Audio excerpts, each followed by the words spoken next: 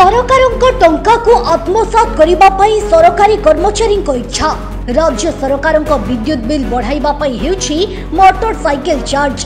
खाली सेतिक नुहे, एही मोटरसाइकिल चार्ज करिबा पई सरकारी बाबू माने निज घरे नकरी करूछंती ब्लॉक ऑफिस कार्यालय रे।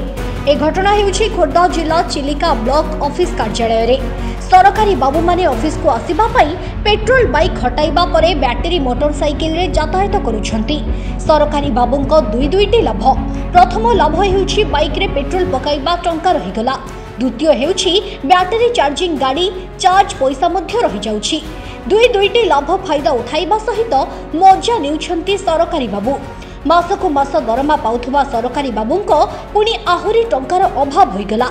चिलिका ब्लॉक कार्यालय को आसुथिबा जनसाधारण जदि बैटरी चार्ज करिवे ताहले सरकारी बाबू माने प्रश्रय देबे कि?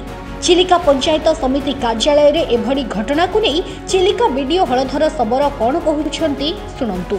ने मु कहिबि जदि कि हमर स्टाफ चार्ज करछन्ती सेटा तो से तांगो निज घरे चार्ज करके आसीबा कथा, एटी रखिया कथा। बैटरी ऑपरेटेड गाड़ी हेले मते पंचायत समिति बा कोनोसी सरकारी कार्यालय रे सेटा चार्ज करिया कथा न, जेतु बिल तार जनरेट हबो आ से पर्सनल प्रॉपर्टी जेतु अछि से तार पर्सनल करिके आनिबा कथा घर।